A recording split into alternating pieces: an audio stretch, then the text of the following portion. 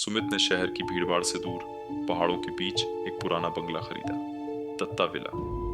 लोग कहते थे कि बंगले में आईना मत देखना रात के बाद, पर सुमित को इन बातों पर हंसी आती थी।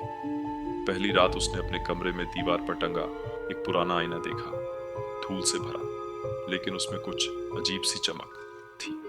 जैसे ही उसने धूल साफ की, आईने में खुद को देखा, पर कुछ पल बाद उसका अक्स धीरे धीरे मुस्कुराने लगा, जबकि सुमित मुस्कुरा नहीं रहा था। सुमित ने झट से मुंह फेर लिया, सोचा थकान होगी, लेकिन रात 2 बजे उसे आईने से एक फुसफुसाती आवाज आई। सच्चाई देखने के लिए डर को देखना पड़ता है।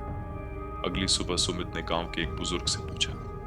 उन्होंने कांपती आवाज में बताया, वो आईना किसी समय एक तांत्रिक का था, जो आत्माओं को कैद करता था। जो भी रात के बाद उस आईने में देखता है, उसका अक्स वापस नहीं आता। सुमित डर गया।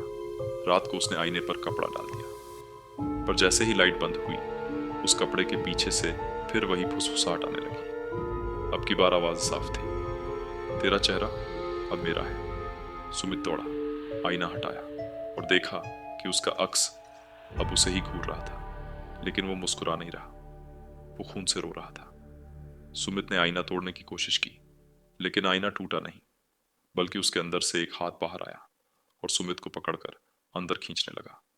सुमित चीखता रहा। आखिरी आवाज आई, अब तू आईने में रहेगा और बाहर कोई और। सुबह गांव वालों ने बंगले से चीखें सुनी।